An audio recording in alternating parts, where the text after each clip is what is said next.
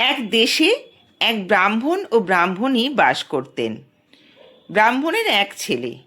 অনেক আশা করে ব্রাহ্মণ ব্রাহ্মণী ছেলের বিয়ে দিয়েছিল বটে, কিন্তু বউয়ের ছেলেপুলে কিছুই হলো না। সেই জন্য তারা দিন রাত মা ষষ্ঠীর কাছে প্রার্থনা করেন, হে মা ষষ্ঠী, বৌমার যেন একটি ছেলে হয়। অবশেষে মা ষষ্ঠীর দয়াতে বউয়ের গর্ভ হলো। ব্রাহ্মণ ও ব্রাহ্মণীর আর আহ্লাদের সীমা নেই। গর্ভটি খুব বড় হলো। 1 বছর গেল, তবুও ছেলে হলো না। একদিন বউটি খেয়ে দিয়ে ঘাটে মুখ ধুতে গেছে। এমন সময় হঠাৎ পা পিছলে পড়ে গিয়ে একটি লাউয়ের মতো থলে প্রসব করল। বউটি বাড়ি গিয়ে শাশুড়িকে সব বললে। শাশুড়ি ঘাটে গিয়ে দেখেন যে একটা কাকে সেই থলেটাকে ছিঁড়ে ফেলেছে, আর কতগুলো ছোট ছেলে তার ভিতর কিলবিল করছে। এই না দেখে ব্রাহ্মণী বাড়ি গিয়ে কর্তাকে ডেকে নিয়ে এলেন। কর্তা আহ্লাদ করে সেই থলেটি বাড়ি নিয়ে গেলেন। গুনে দেখলেন যে 60টি ছেলে। তখন আতুর ঘর বাঁধা হলো, দাই এলো, সেঁক তাপ হলো। ব্রাহ্মণ ঘটা করে সেঁটের পূজা করলেন। তারপর ষষ্ঠী পুজো করে বউকে নাইয়ে ধুইয়ে ঘরে তুললেন। ক্রমে ছেলেগুলো বড় হলো, ঘরে আর ধরে না। ব্রাহ্মণী কর্তাকে বললেন, মা ষষ্ঠীর কৃপায় সেটের 60টি ছেলে হয়েছে, এখন ছেলেদের জন্য 60টি ঘর করো। কর্তা ঘর করতে আরম্ভ করলেন। এদিকে ছেলেগুলো বড় হলো, লেখাপড়া শিখলো, ক্রমে পইতে হলো। তারপর ঘর হলে যে যার ঘর দখল করলে। কর্তা গিন্নির ভারী আহ্লাদ, বড় বাড়ি হলো, 60টি নাতি হলো। এখন তাদের নিয়ে বেশ মনের আনন্দে তারা কাল কাটাতে লাগলেন।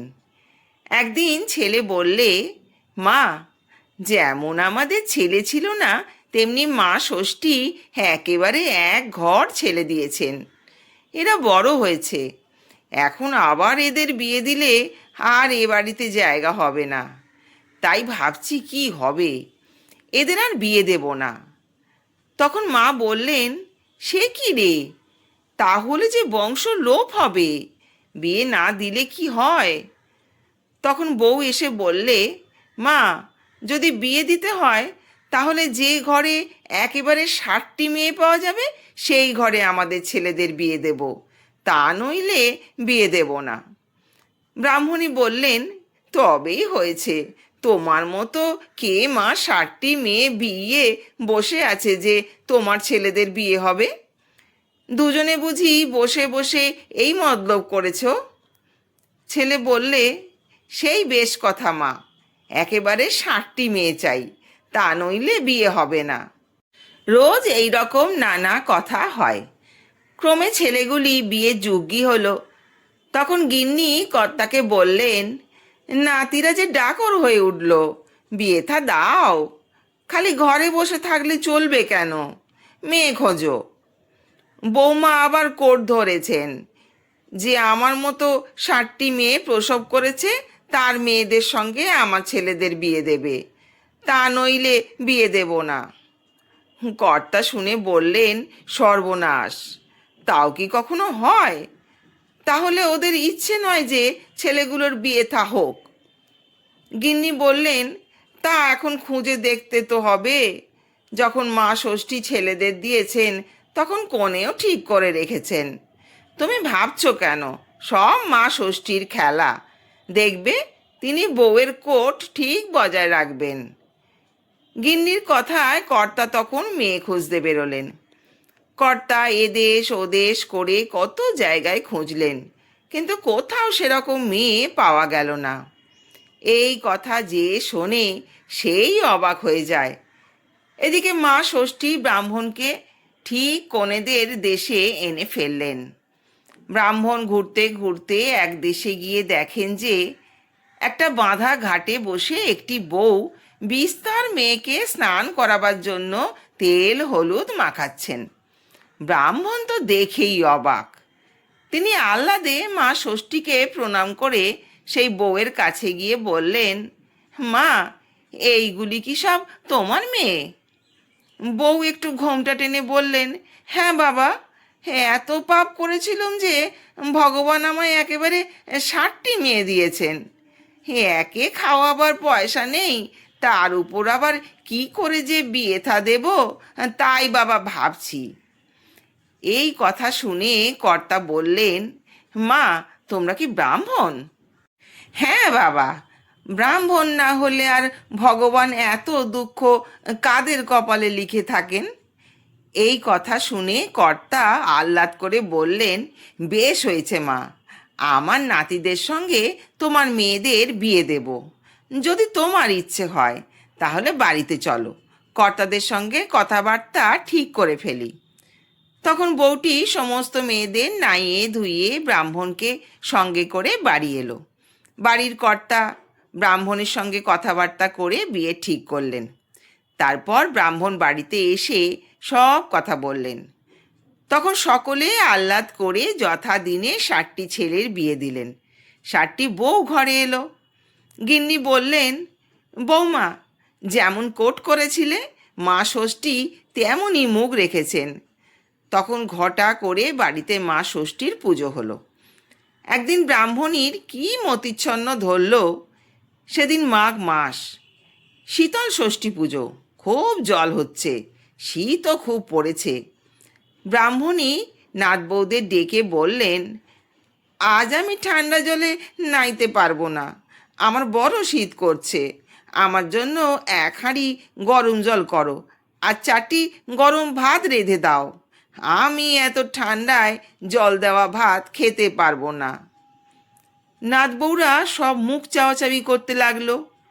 বউ বললে, মা, তোমার কি ভীমরতি হয়েছে?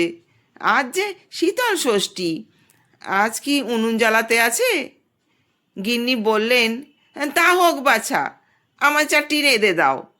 বউরা তখন কি করে, তাড়াতাড়ি জল গরম করে দিলে, গরম গরম ভাত রেঁধে দিলে। গিন্নি স্নান করে গরম ভাত খেলেন। তারপর সকলে খেয়ে দিয়ে ঘরে শুলো। সকালে গিন্নি ঘুম থেকে উঠে দেখেন যে সব মরে রয়েছেন, বউ, বেটা, নাতিরা, নাত বউয়েরা, কর্তা, বিড়াল, কুকুর, গরু, বাছুর পর্যন্ত সব মরে রয়েছে। গিন্নি চিৎকার করে কাঁদতে লাগলেন। তার কান্নার শব্দ শুনে প্রতিবেশীরা সব ছুটে এলো। বাড়ির কাণ্ড দেখে সকলে অবাক। বললে, সে কি গো, আচম্বিতে কেন এমন হলো? মা ষষ্ঠী বৃদ্ধ ব্রাহ্মণীর বেশ ধরে দেখা দিয়ে গিন্নিকে বললেন, কালকের মতো খুব গরম গরম ভাত খাও, গরম জলে স্নান করো, তাহলে তোমার ছেলেপুলে সব বাঁচবে। সকলে বললে, ও মা, তা কি তখন করতে আছে নাকি গা? শীতল ষষ্ঠীর দিনে কি গরম ভাত খেতে আছে? তখন সকলে গিন্নির উপর রাগ করে বললে, যেমন কাজ করেছ তেমনই এখন মাথা খুঁড়ে মরো। এই বলে সকলে যে যার বাড়ি চলে গেল। তখন ষষ্ঠী বুড়ি রেগে বললেন, তোর নাত বউরা যে শীতল ষষ্ঠী পেতেছে, সেই ষষ্ঠীর গায়ে যে দই আর হলুদ আছে তাই এনে আগে কুকুরের কপালে ফোঁটা দে, তারপর সকলকার কপালে দে, আর ওই হলুদ ছোপান যে সুতো আছে ছেলে আর নাতিদের হাতে তাগা বেঁধে দে। আর কখনো শীতল ষষ্ঠীর দিন গরম ভাত খাস নে, গরম জলে স্নান করিস নি। এই বলে মা ষষ্ঠী অন্তর্ধান হলেন। গিন্নি গলায় কাপড় দিয়ে শীতল ষষ্ঠীর কাছে প্রণাম করে সেই দই ও হলুদ দিয়ে আগে কুকুরের কপালে ফোঁটা দিলেন। তারপর ছেলেপুলের কপালে ফোঁটা দিতেই সকলে যেন ঘুম ভেঙে উঠল। তখন ব্রাহ্মণী কাঁদতে কাঁদতে নাতি নাত বউদের কাছে এইসব ঘটনা বলে ছেলেদের হাতে সুতো বেঁধে দিলেন। কর্তাও যেন ঘুম থেকে উঠল। তারপর তিনি এইসব কথা শুনে রাগ করতে লাগলেন, ব্রাহ্মণীকে বকতে লাগলেন। তখন তিনি খুব ধুমধাম করে মা ষষ্ঠীর পুজো করলেন। এই সব কথা চারিদিকে রাষ্ট্র হলো। সেই থেকে শীতল ষষ্ঠীর কথা পৃথিবীতে প্রচার হলো। দই, পান্তা, গোটা সিদ্ধ খেয়ে শীতল ষষ্ঠী করতে হয়। সেদিন গরম ভাত খেতে নেই। শীতল ষষ্ঠীর কথা সমাপ্ত।